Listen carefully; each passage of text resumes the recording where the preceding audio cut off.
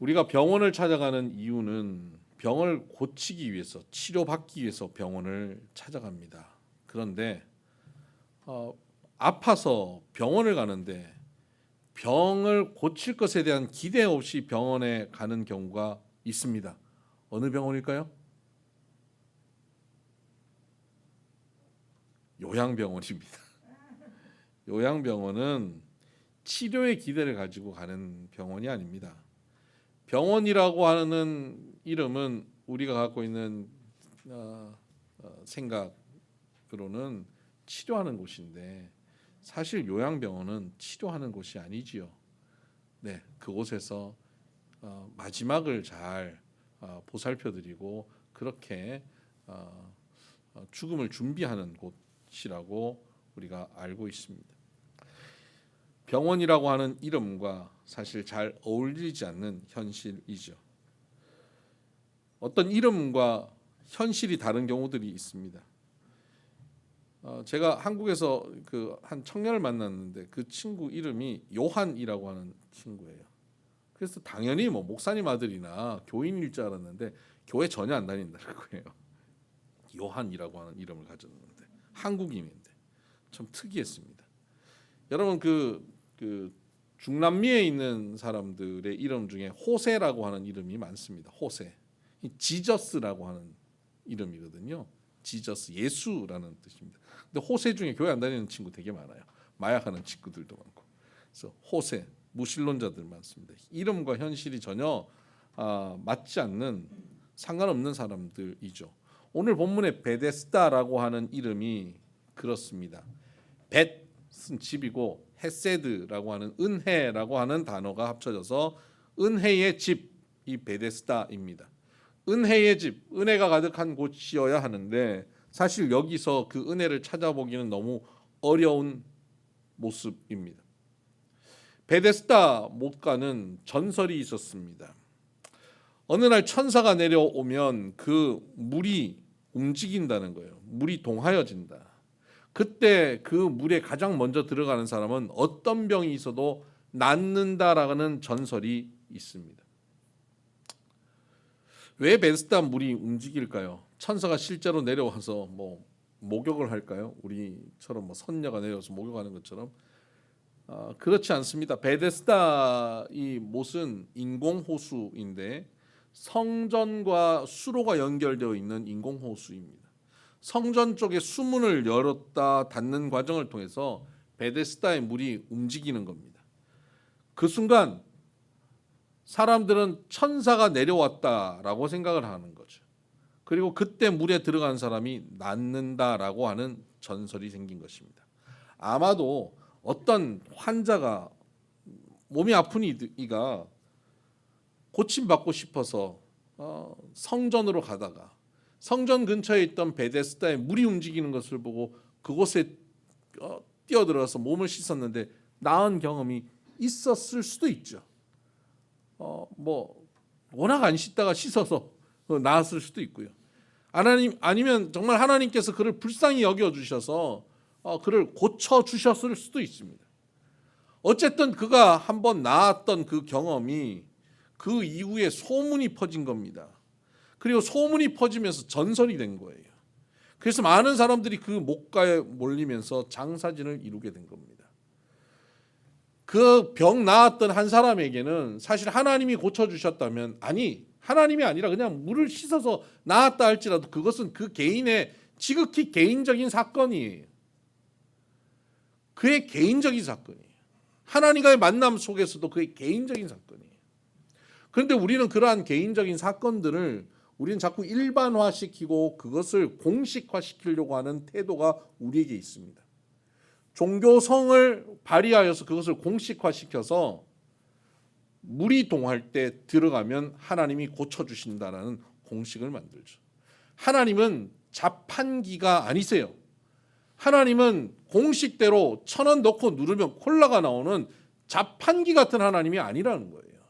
기계적인 하나님이 아니에요. 물이 동할 때 먼저 들어가는 사람은 낫고 나중 들어가는 사람은 안 낫는, 물이 안 동할 때 들어가면 고침받지 않는 그런 하나님이 아니라는 겁니다. 하나님은 그곳에 들어가도 낫고 안 들어가도 낫고 하나님이 도와주시면 어떤 상황에도 고침받을 수 있는 것이 하나님의 치유의 역사임에도 불구하고 사람들은 자꾸 하나님의 역사를 공식화시키고 기계적인 하나님으로 만들려고 합니다. 100일 새벽 기도하면 뭐 어떻게 되고 40일 금식을 하면 어떻게 되고 성경 통독을 10독을 하고 나면 어떻게 되고 주기도문을 3,000번 기록하면 이렇게 무슨 의사가 무슨 그 약을 이렇게 처방하듯이 저도 자녀 문제가 생기는 분이 오면 주기도문 3,000번 기록하세요. 그러면 회복될 겁니다. 이런 식으로 처방할 수 있으면 참 좋겠어요. 그런 처방을 성도들은 굉장히 좋아합니다. 기계적인 처방 이런 건 너무너무 좋아해요. 율법적이고 기계적인 것 눈에 딱 들어오거든요. 근데 하나님의 역사는 그렇게 기계적이지 않아요. 율법적이지 않아요. 공식적이지 않습니다. 그런데 하나님의 역사가 한번 일어난 사건이 있을 때 그것을 자꾸 공식화시킵니다. 누군가의 간증을 듣고 나면 나도 저렇게 따라하면 되겠지. 그 형식을 따라하는 것이 아니라 그 내용과 본질과 하나님과의 관계를 따라해야 되는데 그것은 잊어버리고 자꾸 형식만 따라하려고 하는 종교적인 태도가 우리에게 있다는 것이죠. 그러한 모양으로 베데스다는 만들어졌습니다. 본질은 없고 하나님과의 깊은 관계의 내용은 없고 그저 형식만 갖고 기계적인 하나님의 은혜만 구하는, 그러니 은혜는 전혀 있을 수 없는 곳으로 베데스다 목가는 형성되었습니다. 은혜의 집이지만 사실은 기계적인 그들의 모임 속에는 은혜가 있을 수 없는 겁니다. 그것에 많은 환자들이 모여들었습니다. 그리고 물이 움직이기를 기다립니다. 하지만 낫는 이들을 찾아보기가 어렵습니다. 어쩌다가 물이 움직일 때 한 명이 뛰어들어가서 낫는다 할지라도 경증 환자일 가능성이 높습니다. 왜냐하면 물이 동할 때 가장 먼저 뛰어들어갈 수 있는 사람은 거의 안 아픈 사람이 뛰어들어가거든요. 별로 안 아픈 사람이 뛰어들어가는 거예요. 그 사람은 금방 나을 시기가 되어서 나을 가능성이 있는 사람인 겁니다. 그러니 그 베데스다 목가에 오랫동안 있었던 중증 환자들, 정말 고침을 받아야 하는 사람들은 시간이 흘러가면 갈수록 그들은 깊은 좌절과 상대적 박탈감 속에 빠질 것입니다. 그리고 영적인 깊은 침체 속에 들어가서 아무것도 하기 싫은 그런 상황 속에 그들은 빠져들 겁니다. 처음 올 때는 소망을 가지고 여기 오면 고침받을 수 있다는 소망을 가지고 왔지만 이제 절망만 가득하여서 물이 움직이는 것을 볼 때마다 자기도 달려가 보려고 여러 차례 노력했지만 이제는 물이 움직여도, 사람들이 물이 움직인다 소리쳐도 미동조차 하지 않고 눈만 껌뻑이며 그냥 눈물을 흘리며 세월을 보내고 있는 환자들이 베데스다 주변엔 가득하였습니다. 물에 들어가는 사람들, 뛰어가는 사람들도 어제까지는 같이 누워있던 동료가 물이 동하는 순간 서로 경쟁자가 되어서 서로 밀고 당기고 밟고 먼저 들어가는 경쟁하는 관계가 그곳에 펼쳐질 것입니다. 소망을 가지고 왔지만 절망이 가득한 곳, 어제까지 동료였지만 한순간 경쟁자로 바뀌어버리는 곳, 이곳이 은혜의 집 베데스다입니다. 베데스다 은혜의 집이라고 부르기에는 너무 맞지 않는 현실이 바로 그곳에서 펼쳐지고 있습니다. 이 베데스다의 현실은 2020년을 살아온 우리 사회와 무척 닮아 있다고 생각이 듭니다. 2020년을 시작하며 우리 모두 기대하고 시작한 한 해입니다. 과학기술의 발전으로 좀 더 나은 미래, 행복한 내일을 꿈꾸게 되었지만 과학기술의 발전으로 조금 더 편리해진 것은 있지만 더 고통스럽고 외로운 상황이 우리에게 펼쳐지고 있습니다. 무한 경쟁을 하여 살아남아야 하는 세상이 되어버렸습니다. 학생들은 학교에서 훌륭한 인격의 사람으로 준비되어 자라나야 함에도 불구하고 학교에서는 점수 받는 기술을 가르치게 되고 경쟁사에서 살아남는 적자가 되기를 가르치고 있습니다. 일터에서 열심히 일해서 가족과 행복하게 살기 원하였지만 일을 하면 할수록 가게 문을 열수록 사업을 할수록 땀을 흘리고 노력은 하는데 빚만 쌓여가고 있는 현실이 오늘 우리 대한민국의 모습입니다. 가정을 이루고 서로 사랑하며 행복한 가정을 세워가기 원하였지만 내 집안 식구가 원수라고 말씀하신 것처럼 서로 만나면 불편하고 어색한 동거만 이루어져가는 가정이 너무 많습니다. 이런 가운데 철저히 경쟁하고 나만 살아남아야 되고 남들은 이웃은 어떻게 되든 상관없다는 듯이 살아가고 있는 사회, 그것이 바로 오늘 2020년 이 땅의 모습입니다. 많은 이들이 처음 가졌던 기대와 꿈, 소망은 접은 채 하루하루 생존만 하고 연명만 하는 사는 삶이 우리가 살고 있는 이곳입니다. 특히 코로나19로 인해 더욱더 절망과 좌절은 가속화되었습니다. 언제 끝나나?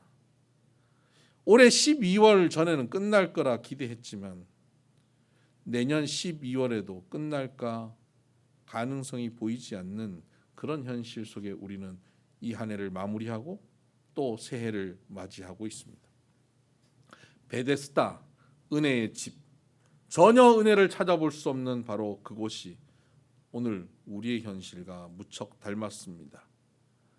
아무것도 할 수 없고 이제는 소망이 사라지고 절망이 가득하여서 무엇을 해도 안 된다. 이것을 해도 안 되고 저것을 해도 안 되고 아무리 해도 안 된다. 또다시 3단계가 선언되고 나면 우리 사회는 더 혼란스러운 상황 속에 놓이게 될 것입니다.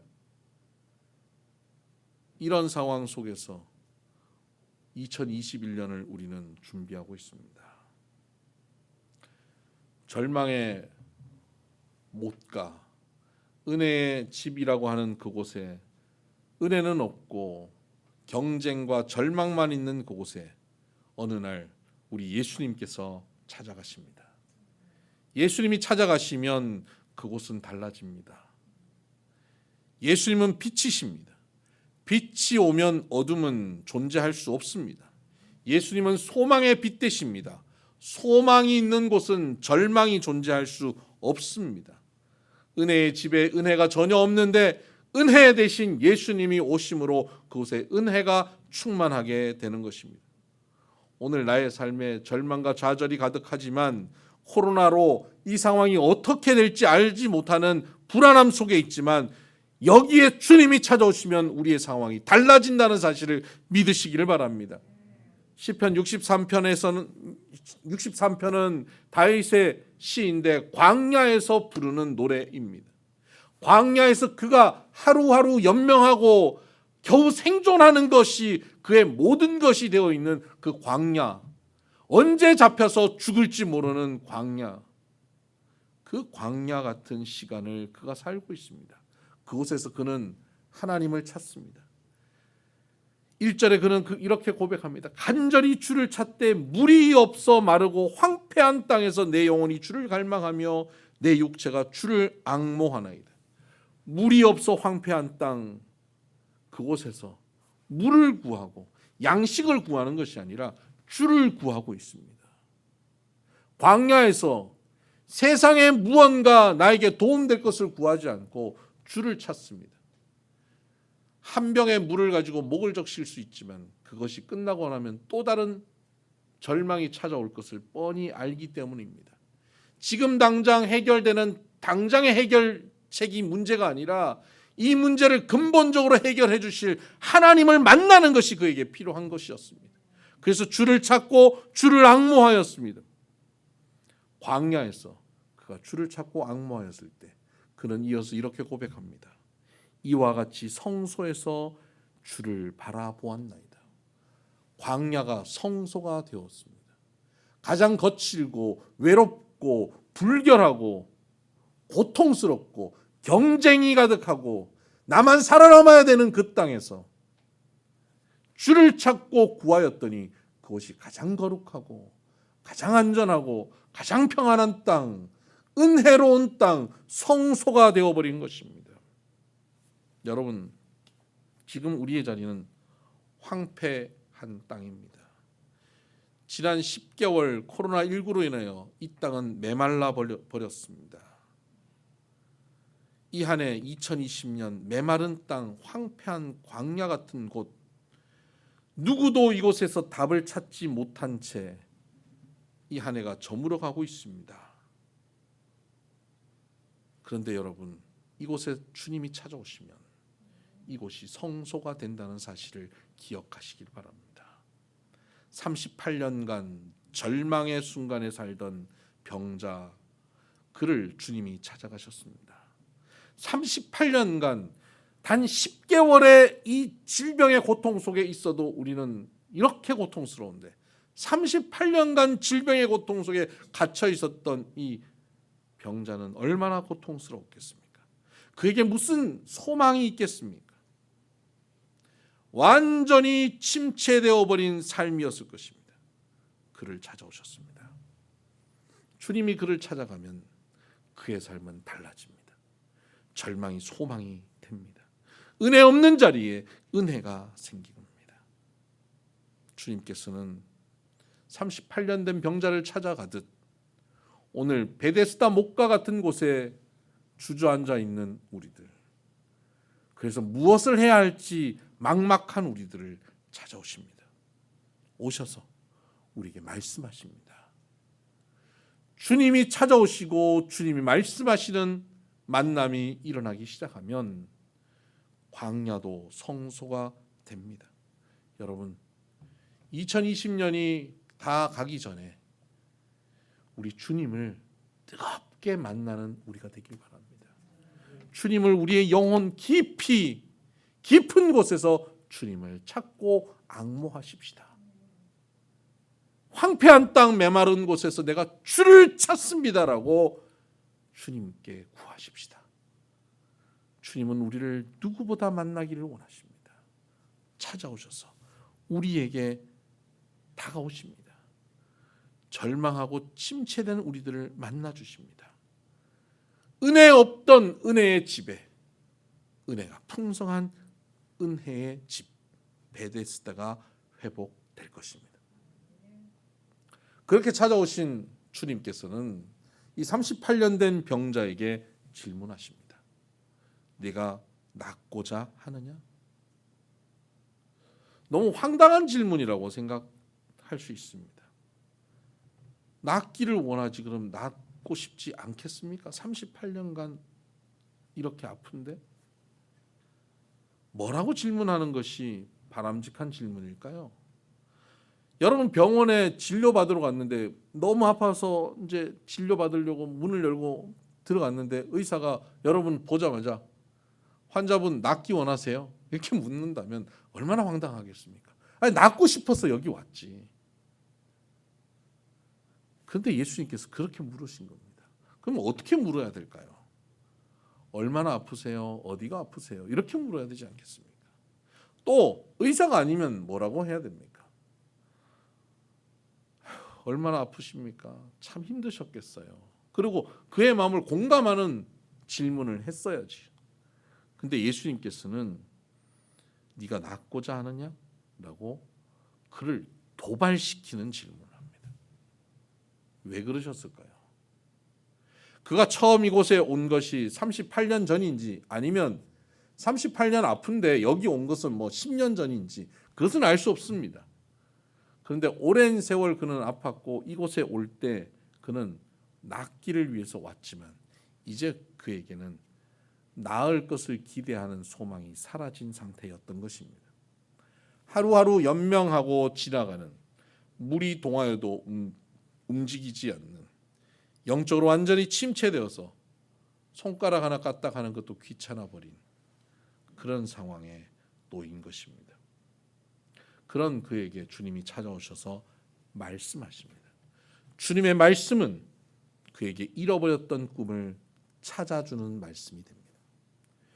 그가 이제는 아득한 꿈, 아득한 것으로 잃어버렸던 그의 첫 소망을 하나님께서 깨우쳐 주기 원하시는 겁니다. 하나님은 오늘 우리에게도 마찬가지입니다.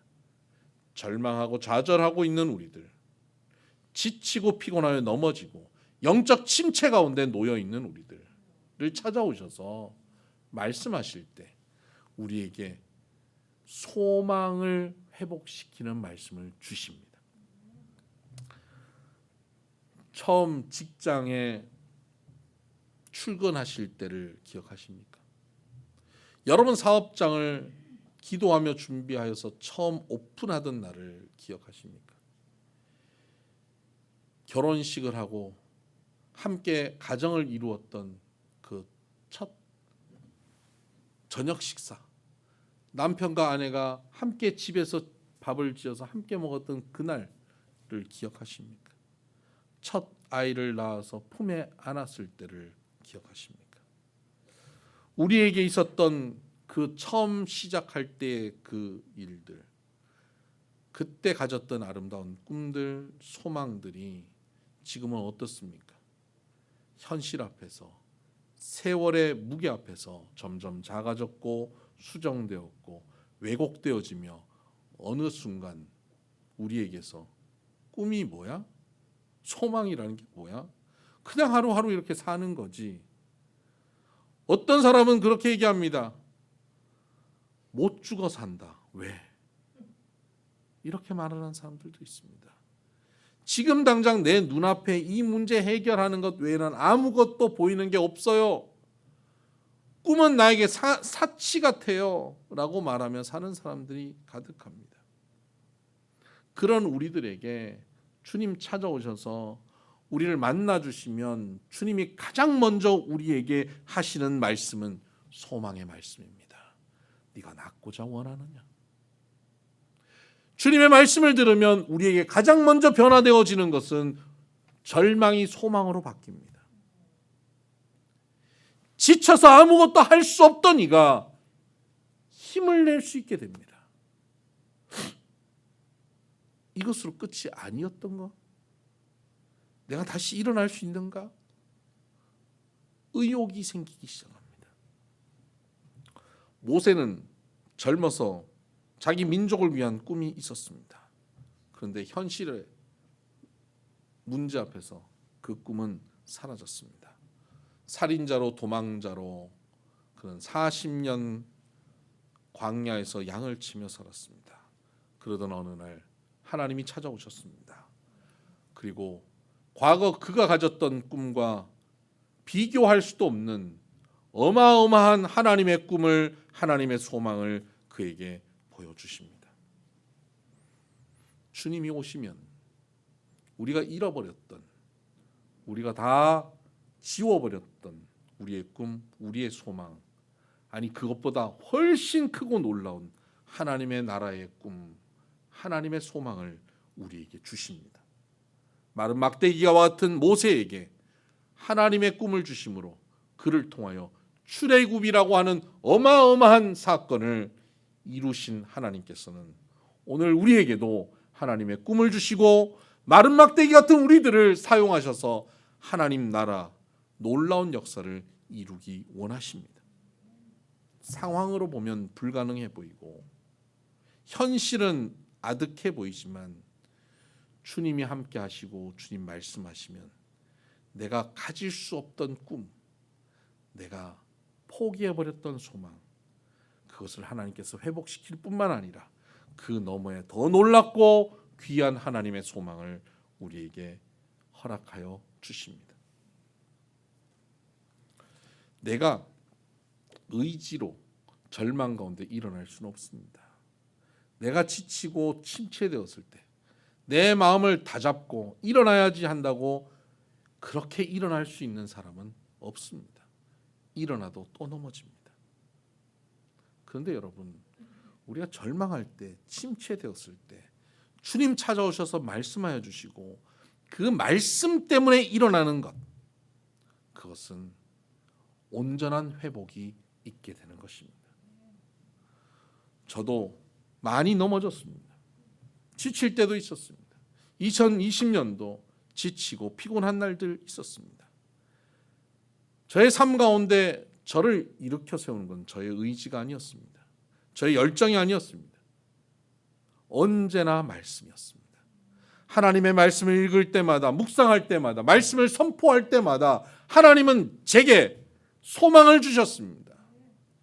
저의 꿈이 아닙니다. 하나님의 소망으로 일어나게 하셨습니다. 모두가 안 되고 모두가 절망하고 모두 끝났다 하는 그 자리에서도 하나님은 말씀을 주시고 일으켜 세우신 적이 한두 번이 아니었습니다.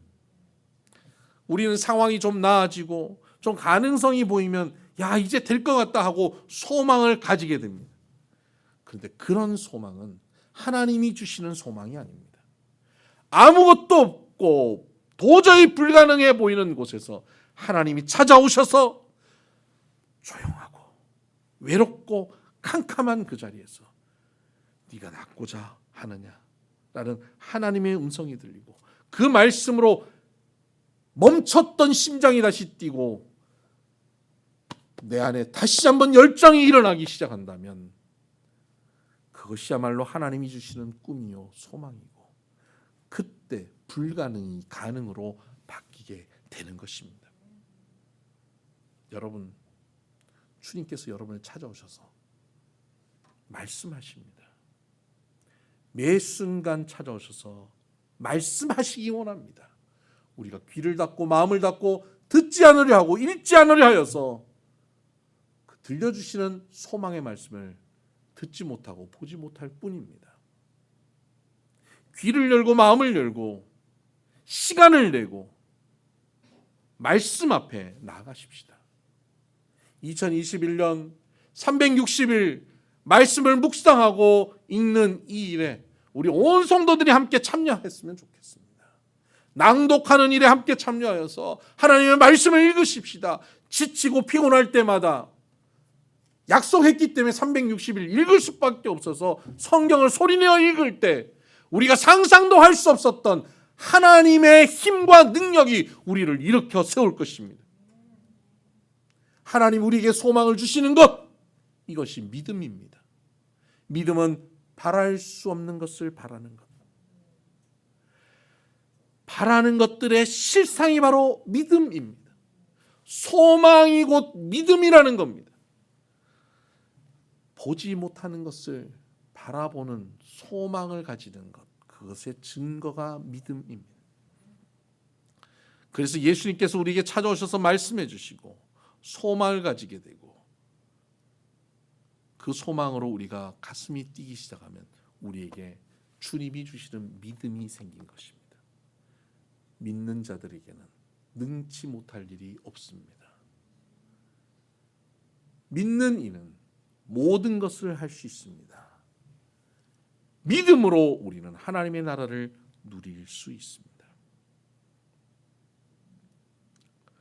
38년 된 병자는 주님께서 꿈을 잃어버리고 절망하고 기대를 잃어버린 그에게 말씀하셨을 때 그가 흔들리기 시작합니다. 그래, 내가 여기 나으려고 왔었지. 나아야지. 38년 됐지만 나을 수 있지 않을까? 저 사람들이 내게 관심을 가지고 말을 거는 거 보니까 하나님이 나에게도 무슨 기회를 주시는 것 아닐까? 지난 오랜 세월 여기 있어도 아무도 나에게 관심 가지지 않았는데 저 사람들이 관심을 가지는 것 보니까 오늘 나에게 하나님 은혜가 임한 것 아닐까라는 기대와 소망이 그에게 생긴 것이죠. 그가 가지는 기대와 소망이 어느 정도일까요? 이 자리에서 바로 나을 거라는 기대를 하겠습니까? 아니요. 거의 대부분의 사람들은 주님이 찾아오셔서 말씀하셔도 소망이 생겨도 그 소망이 주님의 소망만큼 그렇게 한 번에 자라가는 경우들 없습니다. 아마도 38년 된 병자는 이런 소망을 가졌을 가능성이 높습니다. 이 사람들이 나에게 친절하게 대하는 것 보니까 내가 어떻게 잘 말하면 오늘 물이 동할 때 이 사람들이 나를 들어서 저 물에 넣어줄 수도 있겠구나. 이 사람들이 내 옆에 있을 때 물이 동해야 될 텐데 하는 그 정도의 기대가 아닐까요? 오늘 우리에게 주님 말씀하셔서 소망과 기대가 생겼을 때 우리가 가지는 소망이 이 정도 수준일 가능성이 높습니다. 우리 가정에, 우리 자녀들에게, 사업장에, 내 삶에 가지는 소망이 이런 정도의 소망일 가능성이 매우 높아요. 근데 주님은 그런 정도의 소망을 가지고 있는 우리들에게 이렇게 말씀하십니다. 에베소서 3장 20절 말씀입니다. 현대인의 성경으로 읽어드립니다. 우리가 구하거나 생각하는 것보다 더욱 넘치게 주시는 하나님. 하나님은 어떤 분입니까? 우리가 구하거나 생각하는 것보다 더욱 넘치게 주시는 분이심을 믿으시기를 바랍니다. 우리의 상상을 뛰어넘는 하나님이십니다. 여러분이 지금 생각하고 소망하는 그 수준에서 역사하시는 하나님이 아니에요. 그것을 완전히 뛰어넘어 차원이 다르게 역사하시는 하나님이심을 믿으시기를 주의 이름으로 축복합니다. 지금 당장 지금 눈앞에 있는 이 문제만을 해결하시는 것이 아니라 가장 근원적인 문제를 도우시고 해결하시기 원하시는 하나님. 우리의 구하는 것, 상상하는 것, 생각하는 것을 넘치도록 주시는 하나님이십니다. 이런 주님께서 그에게 다가오셔서 말씀하십니다. 일어나 내 자리를 들고 가라. 강력한 주님의 선언 앞에, 강력한 주님의 말씀 앞에 단 한 번도 상상도 해보지 못했던 일, 이 자리를 내가 들고 지금 일어나서 간단 말인가? 단 한 번도 머리에 그림도 그려보지 못했던 바로 그 일을 주님께서 선포하여 주실 때 갑자기 순종하고 싶은 마음이 생기고, 순종해도 될 것 같은 마음이 생기고, 순종하면 될 것 같은 가능성이 느껴지는 것입니다. 그는 그 자리에서 자리를 들고 일어납니다. 그리고 걸어가는 겁니다. 강력한 주님의 선언 앞에 거부할 수 없는 그의 순종으로 그는 자리를 들고 일어난 것입니다. 주님은 찾아오셔서 우리에게 소망을 주시고 우리에게 믿음을 회복시켜 주시고, 그렇게 점점 다가오시는 주님은 점점 더 말씀해 가시다가 우리가 거부할 수 없는 어마어마한 주님의 말씀 선언을 우리에게 주십니다. 그때 우리가 순종하고 일어나면 우리가 상상할 수 없었던 일이 우리를 통하여 일어나게 되는 것입니다. 모세에게 말씀하셨던 하나님은 그가 상상도 하지 못하였던 일들을 그를 통하여 이루셨습니다. 우리가 구하거나 생각하는 것보다 더욱 넘치게 역사하시는 하나님께서 이 한 해